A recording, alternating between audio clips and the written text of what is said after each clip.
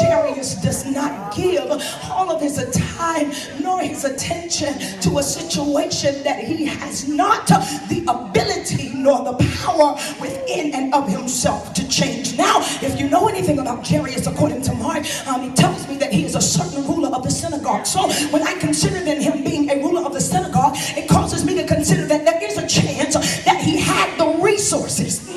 He had the resources that maybe he could have sought out the best of the best in terms of medical professionals. Maybe he could have spent a little money and they would have flown her from the house to the place of resolution. But Jairus does not, watch this, depend on natural things. He makes up his mind. I told you this morning, you got to learn how to make some decisions. He makes up his mind that I'm not going to stay in the middle of the situation, giving it all of my time and focus. But in times of chaos, I'm going to find Jesus. So Bible said, now according to Matthew, that Jairus makes his way to the place where Jesus is. Jesus now is found teaching. He's found giving instruction. And as Jesus now continues speaking, while he's speaking, there comes that certain ruler that Mark said his name to be Jairus. Here it is. Number one, when he gets there, he makes an appropriate approach. Lord help. He does not just show up out of thin air making demands. But when that man got to where Jesus was, the Bible said that the first thing that he did was fell down at the feet of Jesus and he began to worship.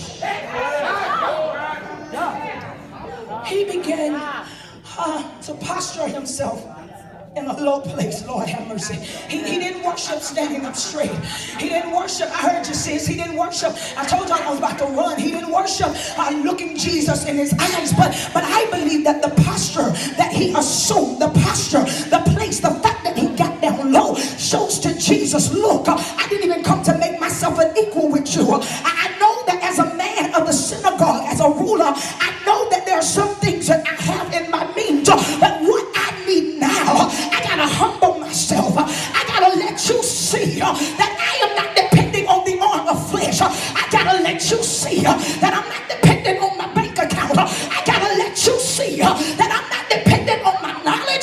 So I come to you with worship, not only because I depend on you, but because I believe you got what I need. Will you hunt your neighbor on the shoulder and tell him he's got what you need?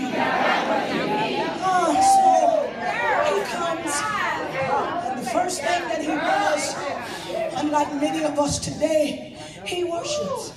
He sets his atmosphere. I have to question how it can be that we expect to receive great things from God, how it can be that we can expect to receive miracles and we don't come before him and give him worship. I know he loves praise. As a matter of fact, it's what he inhabits. But can I suggest to you that you can praise God and come in dry praising, leave out a wet praise, and still void of what you need.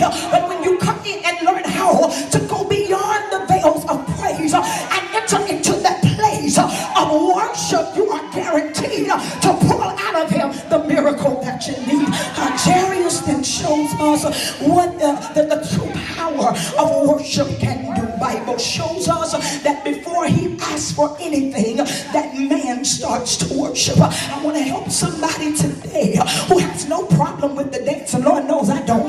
You have no problem with great celebration, but when you now are enticed to worship, it becomes problematic. What could be the cause for which we fail to worship? Could it be that we don't want to get really outside of ourselves? Could it be because we don't want really to deny ourselves? Because when you enter into worship, you're showing to God, I'm relying on nothing about myself, but I'm completely, totally, wholly depending on you. So we see that this man showed up. We're going to get this man right in a minute. This man, I'm going to help my sisters, I'm coming. This man showed up and he started to worship. this man who, he's a man, a man, and oftentimes most men, and I ain't talking about y'all because y'all do it real good here, but most men don't like to worship because there is this tendency that if I am broken and if I am vulnerable and if I am open and if I let myself go, I know I'm built, I got the physique, I know I have a certain stature, but if I get outside of myself and begin to worship another man, some people might have a problem with the fact that I'm pouring my love on a man, that I am submitting my strength as a man to the strength of a man. But I need all of our brothers to understand that now is an hour that if things are going to change for your families, if things are going to come in order in your house, brother, you got to know how to worship. So then it is that Jairus, this certain ruler, comes to Jesus and he begins to worship. After it is that he has worshiped, now we see him make a request. I believe that really and truly before we ask anything of God, we ought to give him what he's due. And regardless of the circumstances of your life, he's always due worship. Come on, Jairus, help us to see it. I got a dying daughter at home. I could have been there crying over the situation, but because I know who I'm going to, because I understand